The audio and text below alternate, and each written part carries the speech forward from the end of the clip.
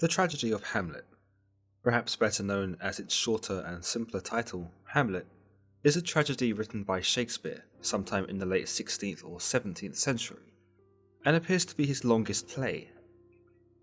There are those that consider Hamlet to be one of Shakespeare's most powerful and influential works, in that the story is perhaps one of the most performed plays and is easily recreated in various adaptations.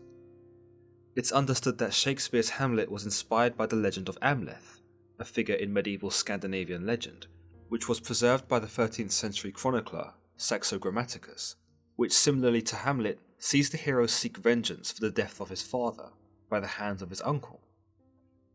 There are also ideas that Shakespeare drew upon inspiration from an Elizabethan play known as Hamlet, though there are those that believe that this was an early draft by Shakespeare and what would eventually become the Hamlet we all know today. The story takes place in the late Middle Ages of Denmark and sees a ghost walking the ramparts of Elsinore Castle, a ghost that is spotted by a pair of watchmen. Amongst them is Horatio, a learned man who recognizes the ghost as none other than the King Hamlet, a recently deceased king whose brother Claudius has inherited his throne and married his brother's wife, Gertrude. Freaked out by the uncanny resemblance of the ghost to King Hamlet, Horatio summons Prince Hamlet, the son of the deceased king, to see it for himself. Stunned by what he too is seeing, Hamlet decides that this is indeed his father, who as a ghost tells him that he was unjustly murdered by his brother Claudius, who has stolen the throne, his queen, and his entire life. He orders Hamlet to seek revenge for such an injustice, and to kill Claudius for his treachery. Hamlet understands what he must do, but his nature as an introspective and thoughtful young man causes him to delay his approach as he questions his own moral compass and the concepts of death, fate, and judgment. His inability to organize his thoughts and to process the reality that his dead father has told him causes him to enter an apparent madness. The now King Claudius and his wife Gertrude, Hamlet's mother, begin to worry about Hamlet's erratic behavior and seek to understand why his behavior is suddenly so peculiar. They employ Rosencrantz and Guildenstern, two of Hamlet's close friends, to spy on him and to learn why it is he demonstrates such eccentricity. A pompous Lord Chamberlain by the name Polonius claims to know the root of Hamlet's strange behavior, and that it is simply his undying love for his daughter, Ophelia, that has drawn him to madness. But after observing Hamlet in conversation with Ophelia, Claudius decides that this is not the case, and that while Hamlet is certainly behaving like a man who is mad, he is not mad in love, not at least with Ophelia. At some point, a group of travelling actors arrive in Elsinore to perform plays, and Hamlet seizes the opportunity to test whether Claudius is actually a murderer or not. He asks the performers to act out a scene that would have likely resembled the sequence by which Claudius kills King Hamlet.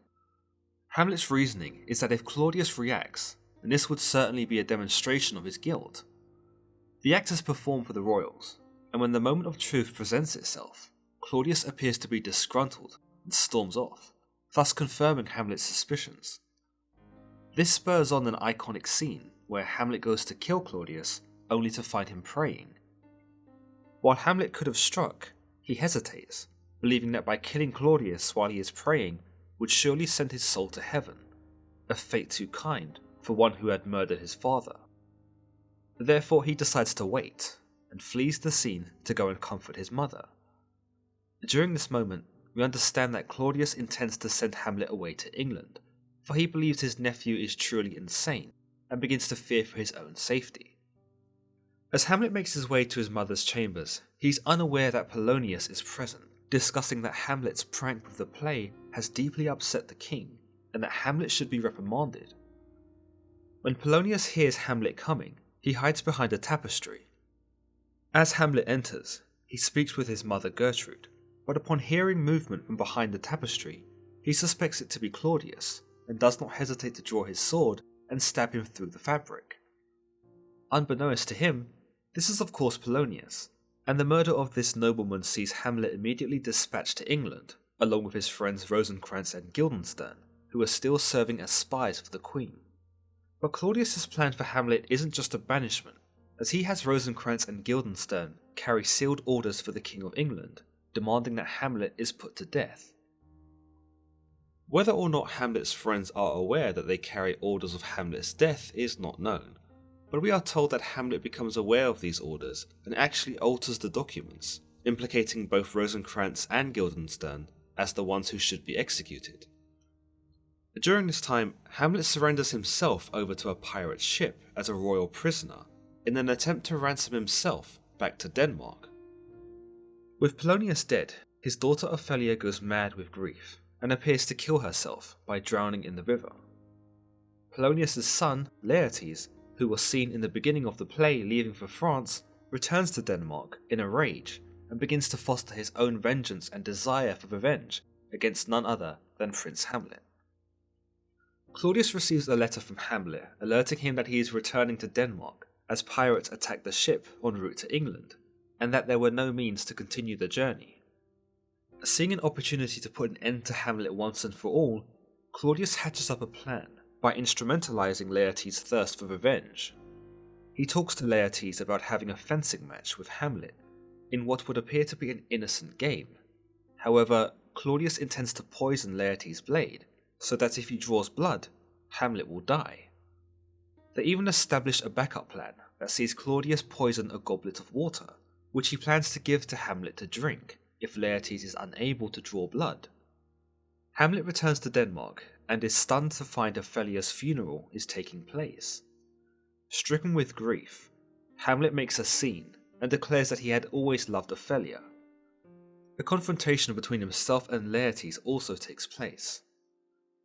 Later on in the evening, Hamlet is with Horatio, where a courtier named Osric informs Hamlet of the fencing match that will take place between him and Laertes.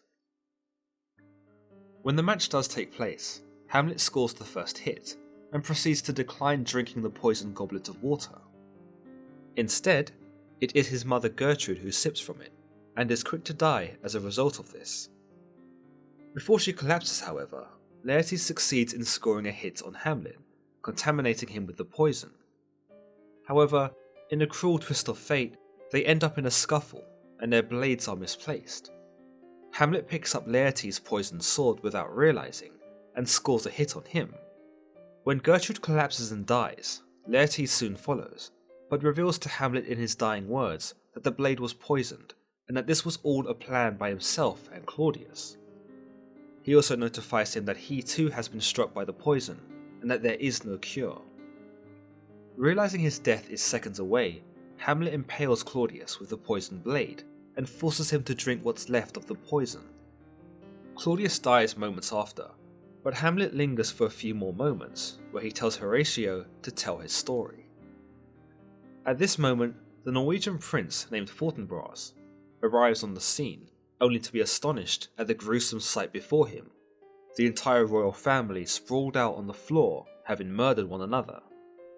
He moves to take power over the kingdom, but not before Horatio fulfills Hamlet's last request, and recalls the story of the late prince. Fortinbras sees heroism in Hamlet's sad tale, and requests for the prince to be carried away in a manner reserved for a fallen soldier. Hamlet as a character has boggled the minds of readers for the longest of times, with such questions as, is this character mad?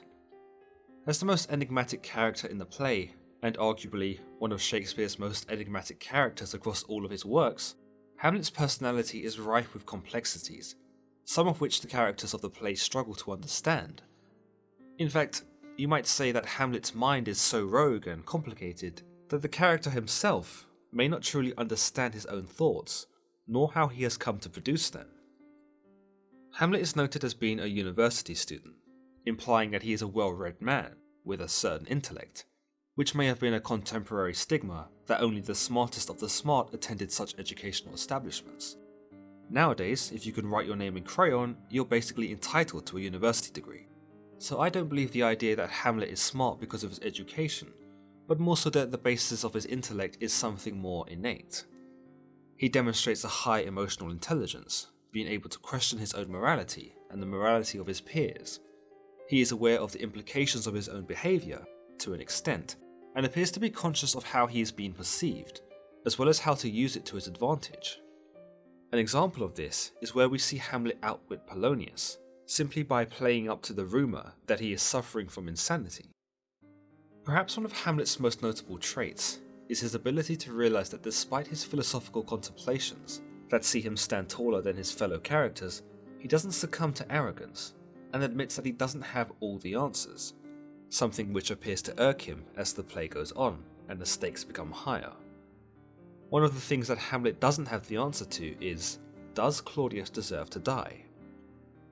While Hamlet is fired up by the ghost in the beginning, he does suffer from doubt throughout the story, and strives for confirmation that he is doing the right thing. Others in his shoes may have recognised their own intelligence, decided that they were right, and gone straight for the kill. But again we see Hamlet's emotional intelligence shine through, in that he is not so bold as to kill a man dead without certain proof, an act he ironically commits against Polonius. His obsession to prove his uncle's guilt costs Hamlet everything. A certain level of honour is attributed here to Hamlet, because the standard of innocent until proven guilty rings true for him. Despite being told by the ghost that Claudius is guilty, Hamlet recognises that cold-blooded murder may not be the best way to go about this endeavour until he is absolutely sure. He does not go against this self-established moral. His orchestrating of the play to entrap Claudius shows the levels he is willing to go to preserve his honour and his convictions, and that he only decides to strike after he has witnessed Claudius's obvious guilt in his reaction to the play. You might say that Hamlet's observation here, though may not have been sound because his feelings were so entangled with fury and rage, that he may have misinterpreted what he saw. However, Hamlet even has Horatio, a trusted friend, confirm what he has seen before acting, once again showing how cautious Hamlet is, in that he wouldn't strike until he was absolutely sure. Of course, in typical tragedy fashion, all of Hamlet's caution and commitment to his own ideals of proving his enemy's guilt is virtually undone when he kills Polonius by accident. You'll notice at this point, Hamlet is fired up after having seen Claudius's guilt, which he believed to have been true, and so with that in mind, he abandons his caution and commits to his quest absolutely. He no longer considers the possibility of being wrong, and so when he sees movement behind the tapestry, he strikes without reserve. This of course demonstrates his brashness, showing us how even a moment of abandoning our ideals can cost us in the end. You might link it to temptation even, that we let our guard down and enjoy the immediate reward, only to regret it immediately afterwards. It's more closely linked for what it is though, and that's to show us that while hesitation can stall a man's hand forever, impulsiveness can have lifelong consequences. Whether or not Hamlet is mad or not is perhaps one of the main themes in the story. The story shows that Hamlet is able to speak in riddles, and yet seems to be able to convey his meaning plainly too. Can we assume that Hamlet is just simply a bit of a pompous twat, in that he speaks in complex rigmarole, so as to certify himself as more intelligent than the other characters? Or is this a character that is literally stepping in and out of madness, almost like a schizophrenic? We see him brutally shut down Ophelia with proclamations that he never wants to get married, least of all to her, only to later mourn her at her funeral and declare that he loved her. We see him willingly engage in an untimely fencing match with Laertes, Ophelia's brother, a man who'd accused him of the death of his sister, and yet despite his intelligence, he senses nothing amiss about this invitation to fence, and complies wholeheartedly. Perhaps Hamlet's madness is spurred on by depression, a state he is placed in when considering the death of his father, the nature of his death, and the realization of facing the world and his royal responsibilities without his father's guidance. Perhaps Hamlet is not necessarily mad, but stricken with grief, crippling him from processing his thoughts, and causing him to demonstrate erratic behaviours. By today's standards, we would probably identify depression in Hamlet quite quickly, given that he makes no effort to hide it. He wears black constantly, openly speaks about his low mood, and pessimistically rants at the audience. He also talks to the audience about suicide, death, and gives us the impression that he would rather join his father in the grave than be burdened with the task of living. In essence, Hamlet is the guy on Facebook who complains about how much his life sucks, but makes no real changes to try and better himself. He rants to the audience and declares how woeful everything is and how unhappy his quest has made him, and yet he continues to follow this path until the end. On the other hand, you might say that this makes Hamlet all the more heroic, in that he carries on with his life and his quest despite being undeniably unhappy. While I agree with this, I think it would certainly be more noble if he did it without moaning every chance he gets to be alone with the audience, which is a lot, by the way. When I look at Prince Hamlet on a grander scale, my sympathy and admiration can only go so far. Indeed, the death of his father at the hands of his own uncle is a terrible crime, and certainly one that would distort the mind of anyone.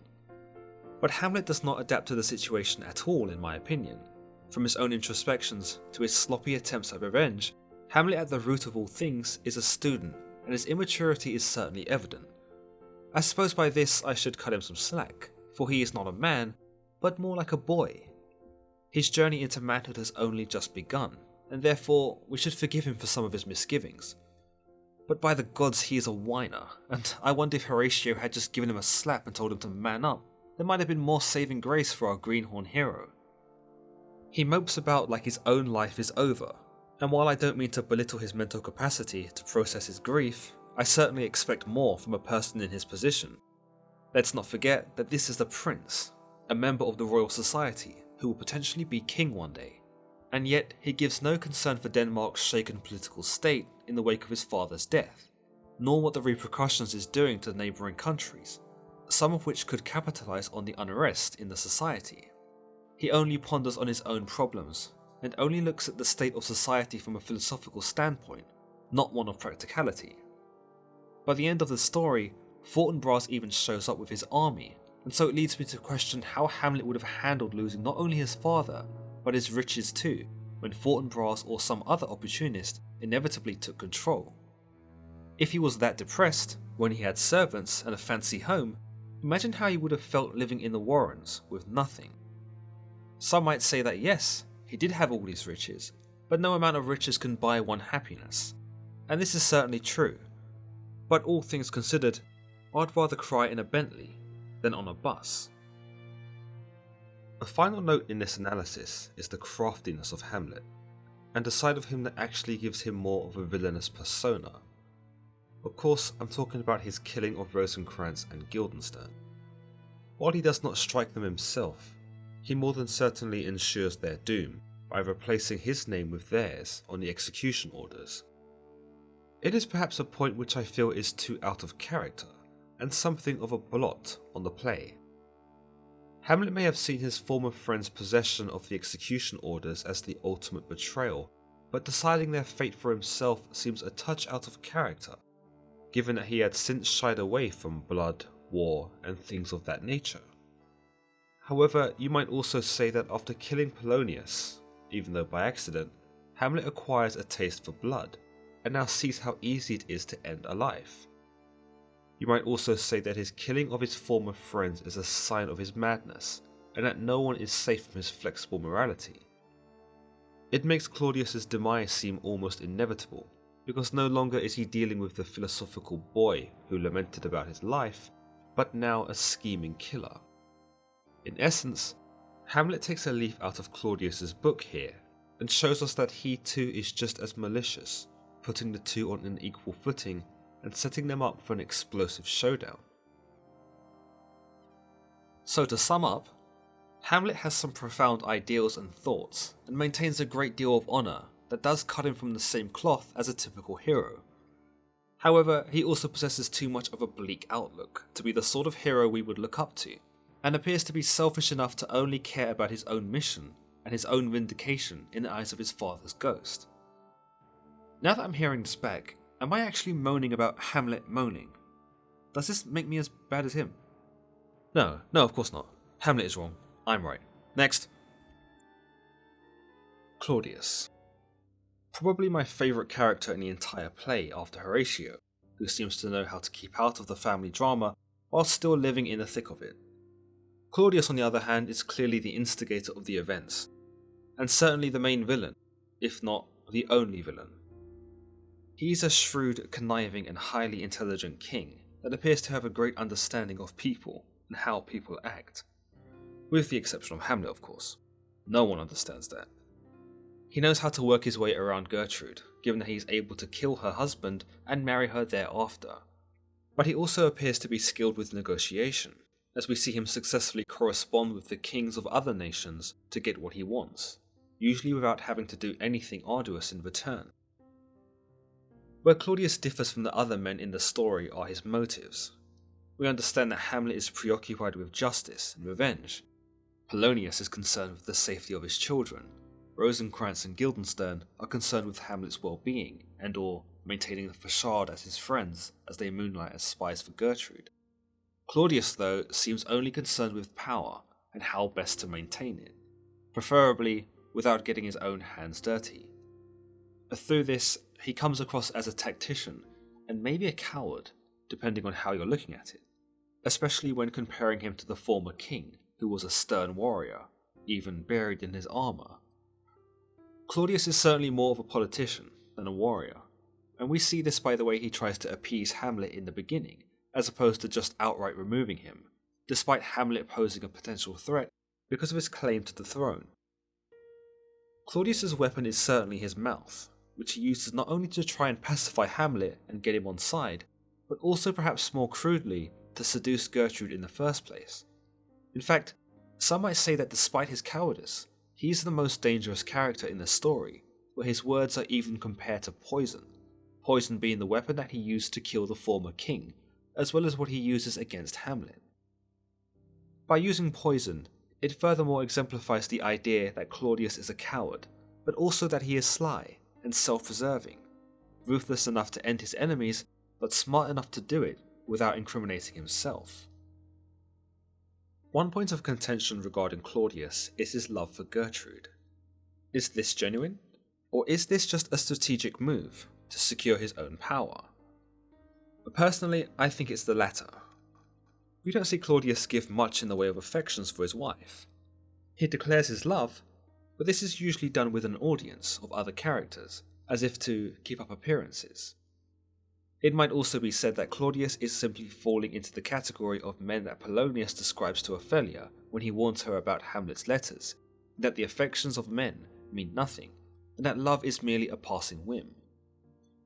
He declares that rows are stupid, and that men like Hamlet are lying through their teeth when they speak of love, or at least not true in their convictions.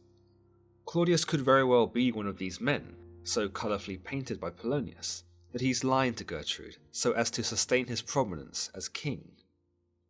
For the most part though, I don't think Claudius minds having Gertrude as a queen, and while he doesn't shower her with affection, he doesn't express dissatisfaction for her presence either. In fact, he seems momentarily concerned when she picks up the goblet of poison intended for Hamlet, and even tells her not to drink it. However, this may also be him trying to salvage his plan, as he really intends for Hamlet to drink it, and to prevent himself from being incriminated as the assassin. You'll notice he doesn't physically try to stop Gertrude from drinking, which would have raised suspicion, and when she does drink, he doesn't express much regret in knowing that she is about to die. He also seems far more preoccupied with his own safety when Hamlet kills Polonius, declaring that he could have died that night had he been in the room. He shows no concern for Gertrude, who was in the room that night, and was the closest person to the murder, given that it happened right before her eyes. Throughout the play, Claudius grows more wary of Hamlet's insanity, going to such lengths as to send him away to England. When this ultimately fails though, Claudius begins to overplan for Hamlet's demise, which effectively ensures his own downfall. Claudius allows his disdain for Hamlet to become so potent that when plotting with Laertes to kill Hamlet with the poison blades, he insists on adding poisoned water to his arsenal, so as to ensure Hamlet's end. The irony of course in this is that Claudius's meticulous planning works too well and sees Gertrude drink from the goblet.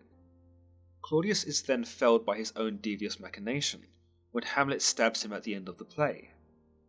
Claudius isn't your typical antagonist, given that he seemingly operates within the laws of the kingdom, and gets by relatively well with the other characters, gaining favour with more of them than the protagonist Hamlet does.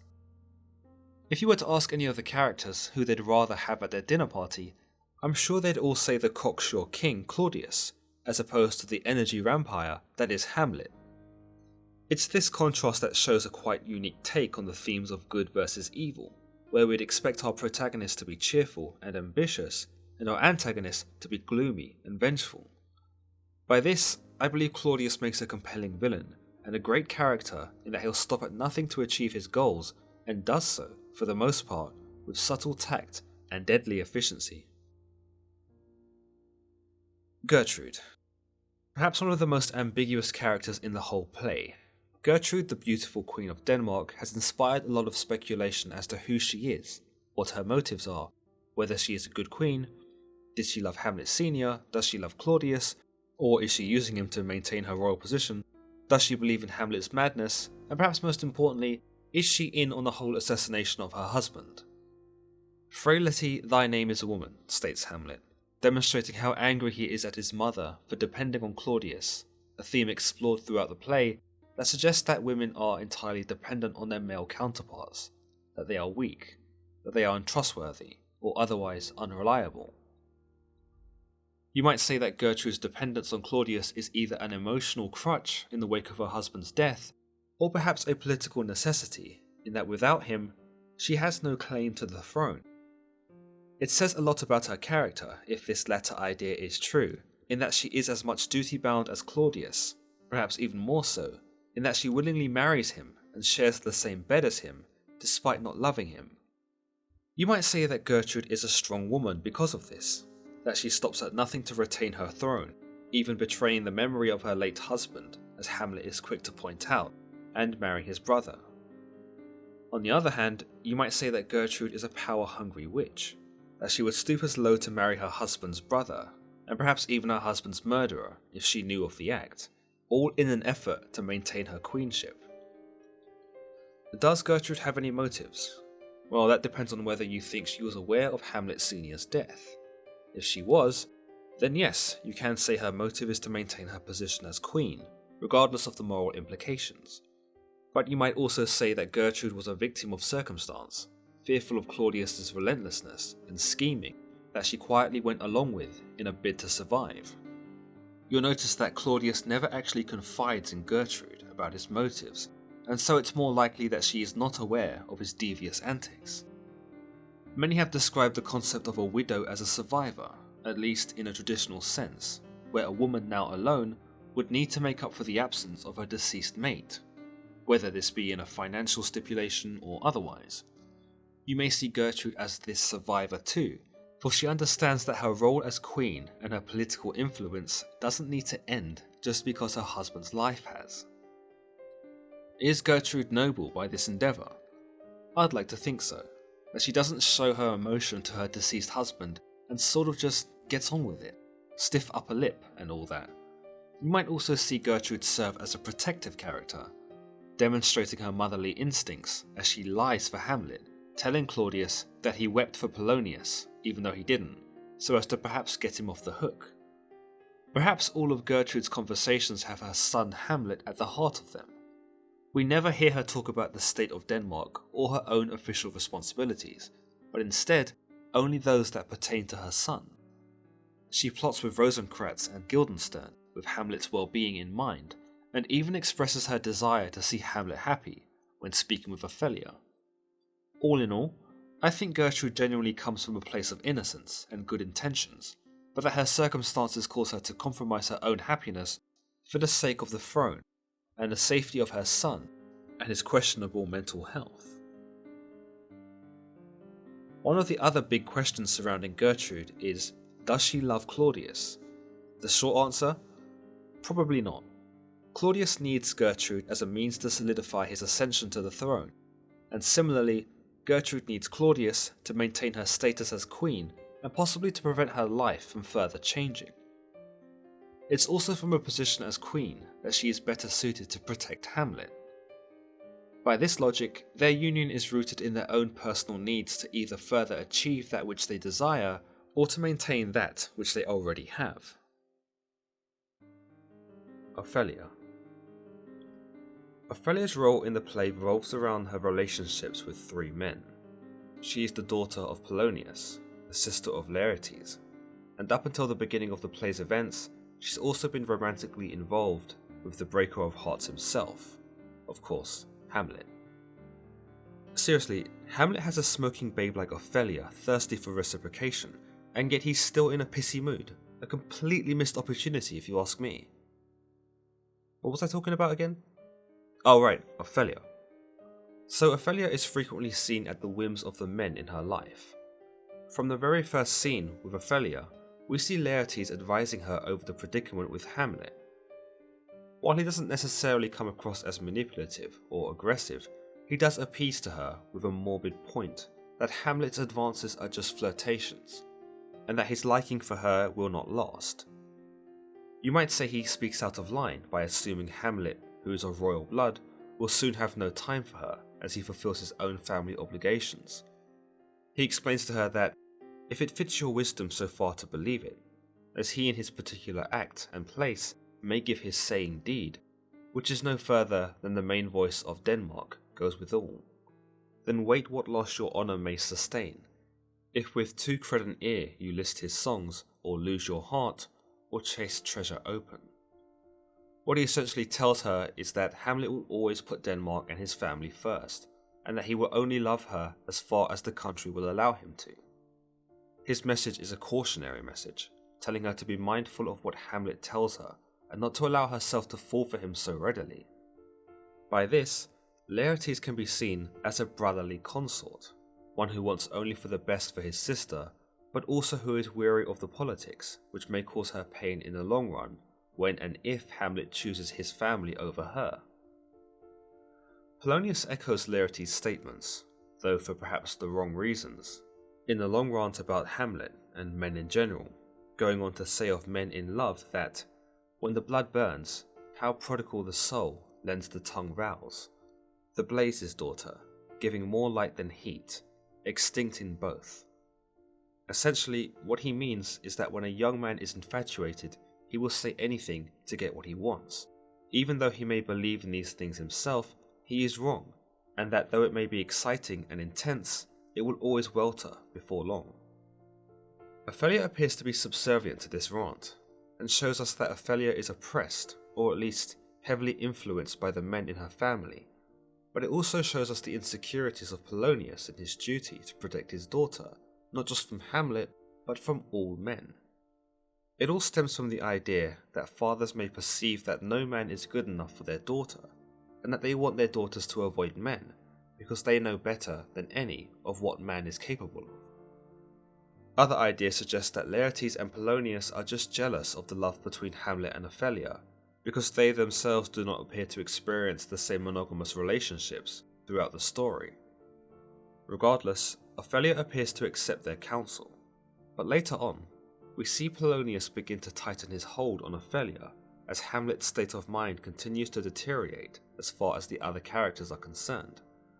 This sees Polonius urge Ophelia never to see Hamlet again, and that she should return all of his letters and gifts and reject him, a particularly spiteful and perhaps unwise play on behalf of Polonius, in that he is essentially kicking the hornet's nest by further compromising Hamlet's mental state.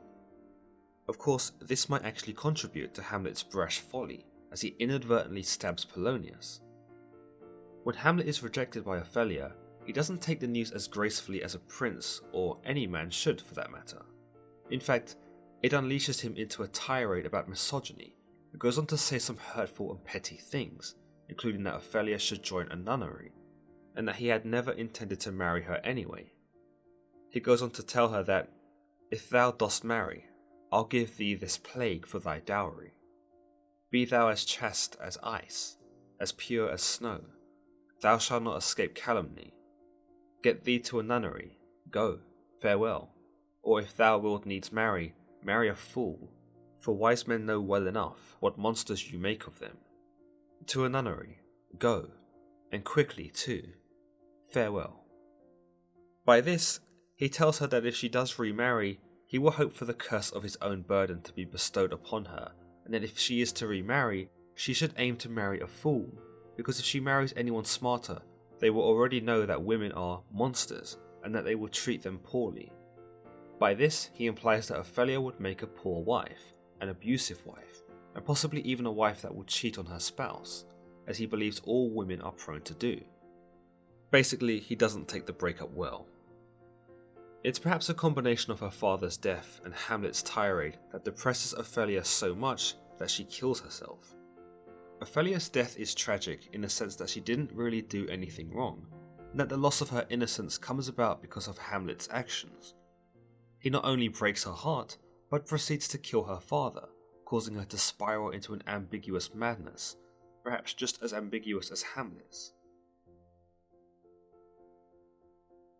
Polonius. Finally, there is Polonius, the definition of wrong place at the wrong time. We see Polonius come across quite early on as a concerned and yet proud father who loves both of his children dearly. We understand that this love is genuine because of how expressive he is about his hesitation to allow his son Laertes to go abroad. He is also equally concerned for his daughter Ophelia, who he cherishes dearly enough to explain the pitfalls around men and desire, and takes what some might say is a bold move to forbid her from pursuing a relationship with Hamlet. While he comes across here as overbearing or overprotective, it is interesting that some might say he is right on the money with his assertions, for Hamlet is instrumental in Ophelia's later suicide. Polonius's bond with his children, in the sense that they are both loyal and obedient to him despite such bold requests, shows us a striking contrast to the dysfunctional family of Hamlet. We can see this by the way in which Hamlet responds to Claudius, though not his real father of course, but a man who you might say is filling the shoes of his role. Hamlet, though, repeatedly undermines Claudius, disobeys him, and downright ignores him at some points. Hamlet also shows his mother Gertrude the same level of disrespect, if not more so, as he challenges her motives, questions her morality, and condemns her decisions. We never see Laertes or Ophelia speak this way to their father, suggesting that Polonius raised them with a level of obedience, where respect was likely at the forefront of their childhood. Polonius's bond with his children is a strong one, which becomes evident in the wake of his death, and the way it affects his children. Ophelia is affected by the grief so much so that she goes mad, which leads on to her killing herself. Meanwhile, Laertes seeks vengeance on Hamlet and is so passionate about this endeavour that he is quick to accept the schemes of Claudius and go along with the ruse that would lead to Hamlet's downfall. Unlike Hamlet, you'll notice how much conviction Laertes has to avenge his father. He doesn't waste time dilly-dallying about whether it's the right thing to do, nor whether this recourse is substantiated with proof. He simply wants to kill Hamlet for what has taken place, and needs no more than that. By this, it can be deduced that the bond between Laertes had with Polonius exceeds the strength of the bond between Hamlet and his father. For if he loved his father as much as Laertes appears to love Polonius, he may have been more relentless in his pursuit for revenge. But there are those who believe the fatherly Polonius was merely a facade of a much more devious man. Indeed, to his kids, he may have been the world, but beyond that, he may very well have been as scummy as Claudius. We see Polonius send Reynaldo to spy on Laertes while he's abroad, and to make sure he's not engaging in gambling, drinking, or hiring prostitutes. You might say he is doing so out of concern for his own son's well-being and reputation. However, it also shows us how sly Polonius is, and that he does not trust his own children. He demonstrates signs of the paranoid father in his spying on Laertes, and goes on to show more signs of this trait by his warding off Ophelia from the advances of Hamlet. We also see Polonius use his own daughter like a pawn, where he uses Ophelia to bait Hamlet into a dialogue, so that he and Claudius can determine whether Hamlet is mad or not. The fact that he uses his own daughter in this way, placing her in arm's reach of a suspected madman just to prove a point, does not sound very fatherly. In fact, quite the opposite. It shows us a lack of regard for his daughter, in that he is willing to place her in the wake of a potential madman in Hamlet, just to prove a point or be proved right before the king. Another side note about Polonius is that he certainly adopts the role as a comic relief character. He continuously speaks highly upon himself, but proceeds to do the opposite through his actions. I mean, who hides behind a tapestry? Personally, if I was Polonius and heard Hamlet marching down the hallway, I'd have jumped straight into Gertrude's bed there and then and given the young prince even more nightmares and more potential years of therapy to work through. But back to my point, Polonius really is the idiot of the play. He is prone to these long, drawn-out monologues that give off the illusion of intellect, but in one instance tops it all off by saying, "Brevity is the soul of wit." He embarrasses himself without realizing it in instances like these, and when he's not inadvertently taking shots at himself, someone else is serving him up humble pie. Hamlet does this early on, where he purposely mistakes Polonius for a fishmonger, undermining his rank as a nobleman and intentionally seeding doubt into Polonius's mind. Doubt, funnily enough, is one of the central themes of the story, or at least the difficulty of being certain in oneself. Polonius's lack of self-awareness in these moments are parallel to Hamlet's lack of self-awareness and his struggle with the determining of what should be done and what shouldn't. Ironically, perhaps the only thing that Polonius is absolutely sure of and correct about are his final words, where he is murdered by Hamlet and simply utters, "Oh, I am slain." Now that we've covered the central characters of the play, I'll spend the next bit of the video talking about some of the themes, and as well as quotes that stood out for me. Doubt. I'll have grounds more relative than this. As I touched upon earlier, one of the central themes around Hamlet is doubt, and the lack of self-belief, or belief in one's own thoughts and ideas. As we've mentioned, Hamlet is in a constant war in his own mind as he deliberates whether murder is wrong and whether the ghost is correct in its condemnation of Claudius, or whether he should even be the one to go about exacting justice. We see him state in Act 2, "I'll have grounds more relative than this," meaning he'll have to have more evidence that he is doing the right thing before wholeheartedly committing to this quest. For the remainder of the act, Hamlet delays his revenge as he begins to ponder on whether the ghost is even his father and not some devil goading him into a terrible sin. With this in mind, Hamlet goes out of his way to prove Claudius's guilt for himself, which sees him set up his own play to gauge the king's reaction to the fictional murder. Throughout the play, Hamlet cannot decide on being sure of absolutely anything, including his mother's intentions, his love for Ophelia, or even whether he himself is sane. I did love you, once. The theme of doubt spreads into relationships too, most notably Hamlet's doubts towards Ophelia, and women in general. He tells Ophelia in Act 3, "I did love you once," but later clarifies that this is no longer the case by telling her, "You should not believe me, for virtue cannot so inoculate our old stock, but we shall relish of it. I loved you not." He is essentially telling her that no one can inoculate their old stock, or no one can ever change the bad things about themselves, and that everyone is truly rotten at the core. This leads him to tell her, "I loved you not." You can imagine how you might feel if someone declared their love for you through gifts, mementos, and letters, only to turn around and decide that they don't love you, and actually never did. It would no doubt create doubt, confusion, and possibly even despair, something we understand that Ophelia suffers through. The doubt between Hamlet and Ophelia is something we see in modern day relationships, where both one party or both parties hold reservations as to whether their partner actually loves them or not. The audience of the play are also forced to experience this doubt, for we cannot be sure of what Hamlet feels towards Ophelia, or any other woman for that matter, given that his outbursts about women comes about out of anger from being rejected. The rest is silence. Doubt is never truly overcome in the entirety of the play, most notably Hamlet's doubts about everything. In fact, you might say that his doubt is only magnified by the events towards the end of the play, including at the climax of his death. Hamlet does not pine over the end of his life, but instead embraces it, cherishes it almost, as if this was indeed the answer all along. His final words, "The rest is silence," shows us that Hamlet understands that this is the end, and that to some degree he accepts this. But he's nowhere closer to relieving his doubt.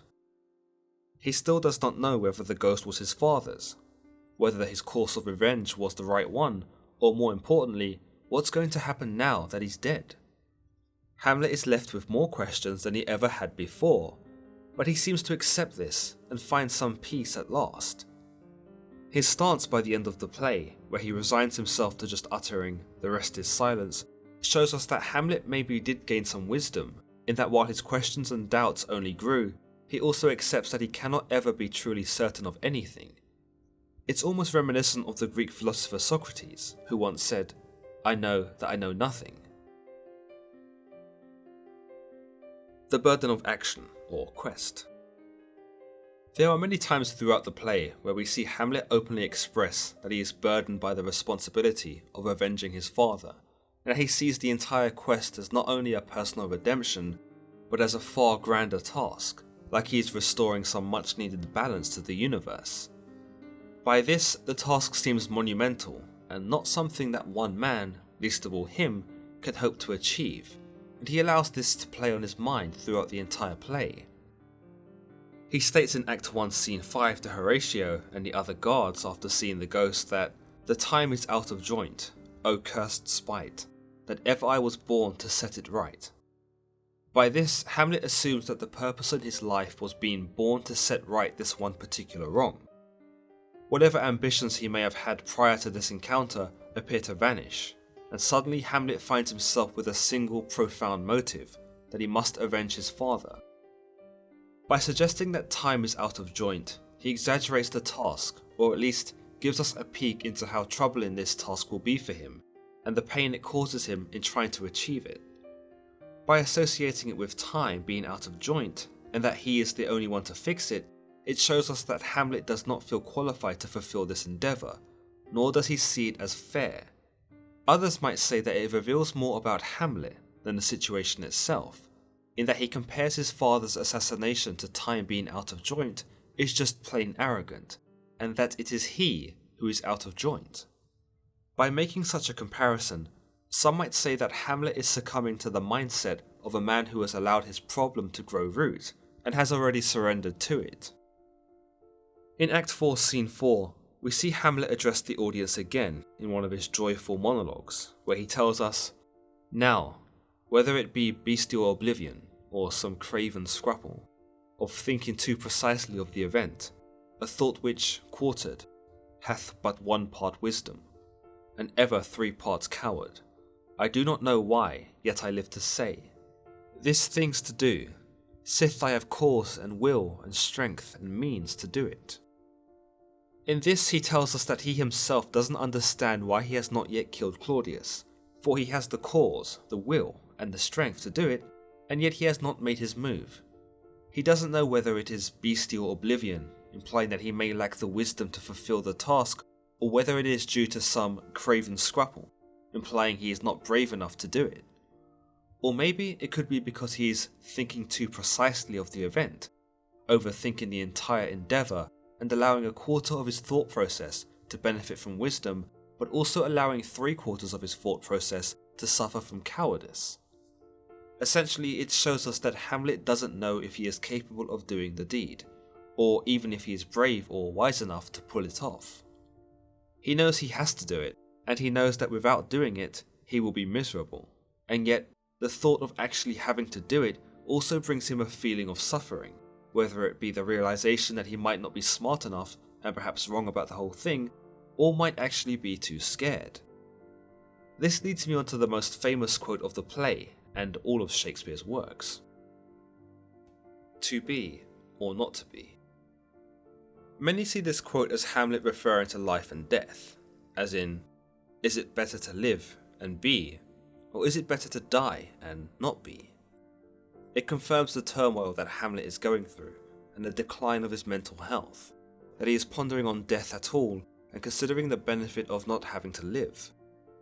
In death, he can find peace in nothingness, and does not need to endure the burden of existing. The fact that he is processing this thought at all leads us to believe that he is not happy, that he is dissatisfied with his life, and views death as the only solvable method for his dilemma. However, the fact that he is also contemplating to be, it also shows us that he is not completely decided, and that there may be benefit to living, perhaps that living is the only thing he has left, and therefore does not wish to lose it. It could also be his fear of the unknown that makes him ponder both life and death, for in death, he cannot possibly know what awaits him.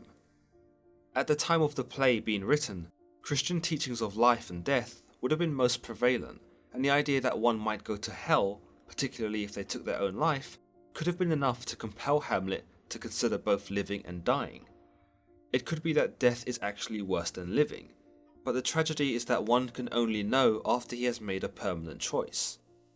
The theme of suicide rings out quite true in this quote, showing us the complexities and chronic feelings that one's thought process may engage with should they decide to take their own life. Is this the right choice?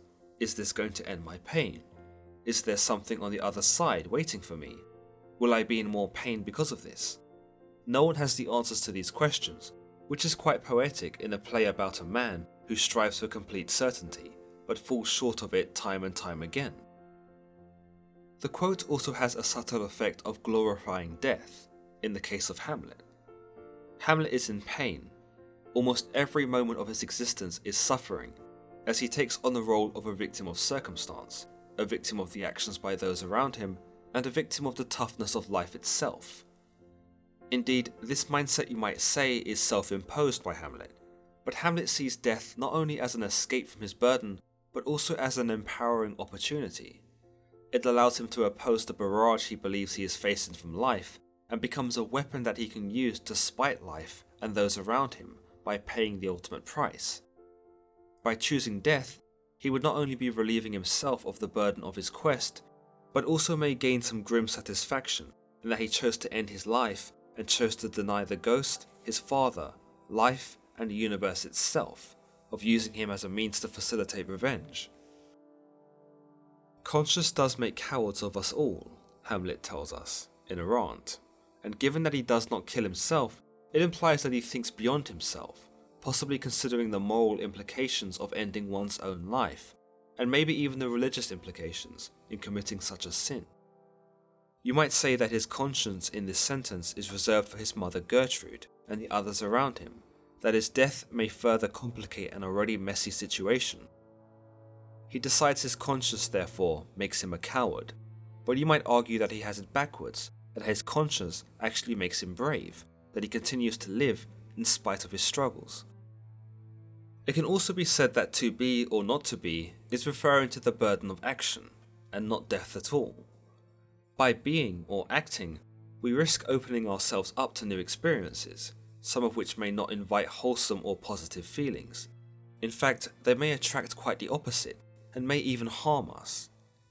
It is the risk we take, like asking our boss for a raise, or asking out the pretty girl at the bar. It's a gamble that will either pay off or leave us feeling worse than we did before we tried. If we do not act, or not be, we maintain our comfortable station, and are not at liberty to sustain a negative experience. However, we cut ourselves off from feeling the highs of achievement if our action is successful, and it's through these experiences that we grow. In essence, to be or not to be can be rephrased, albeit sloppily, to should I act and risk becoming something else, or should I not act and remain comfortably the same? You might argue that both are equally scary realities, something that Hamlet becomes increasingly aware of. The final theme I'll talk about in this video is revenge, or at least the consequences of revenge. You see, while Hamlet is tasked with avenging his father, Shakespeare takes us on a journey of not necessarily blunt revenge, but the effects that the revenge has on others, and not just the intended target. Indeed, Claudius does get his just desserts, and Hamlet is successful in achieving his revenge. But just look at what it does. Virtually everyone in the play bites the dust as a result of it. Hamlet's increasing desperation for revenge and clutching at ways to facilitate it see him inadvertently kill Polonius, which causes Ophelia to kill herself, which causes Laertes to agree to Claudius's plan, which sees him kill Hamlet, and that Hamlet kills him and that Gertrude gets caught up. Basically everyone dies. Virtually everyone else has to die before Hamlet can finally end Claudius. Essentially, what Shakespeare is trying to show us is that revenge itself might feel sweet in the act of plotting, but it is equally true that more people end up getting hurt because of it.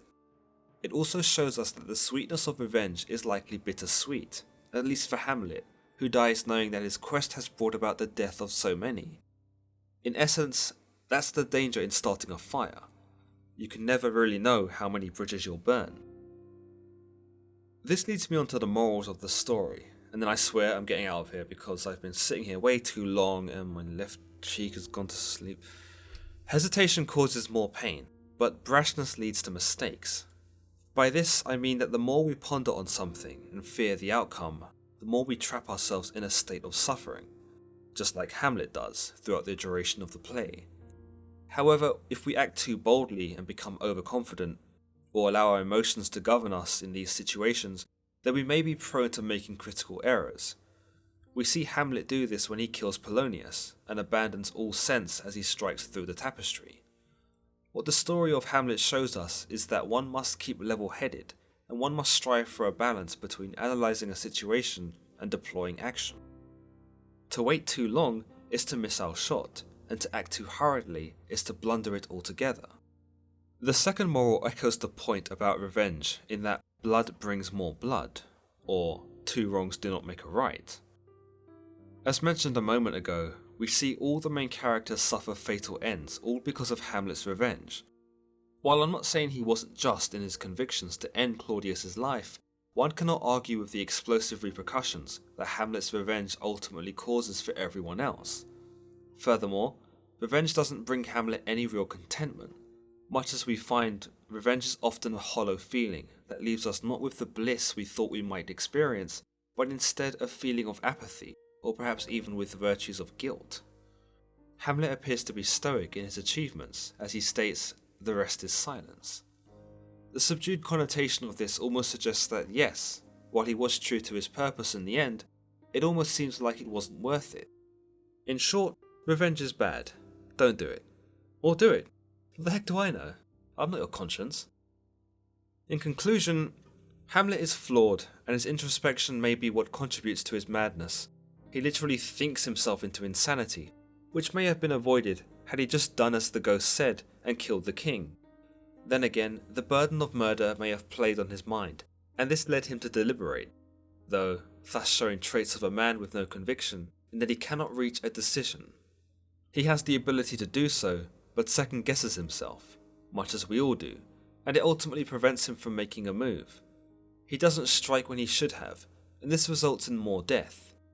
He doesn't handle the events of his father's death in a becoming way, and draws more attention to himself.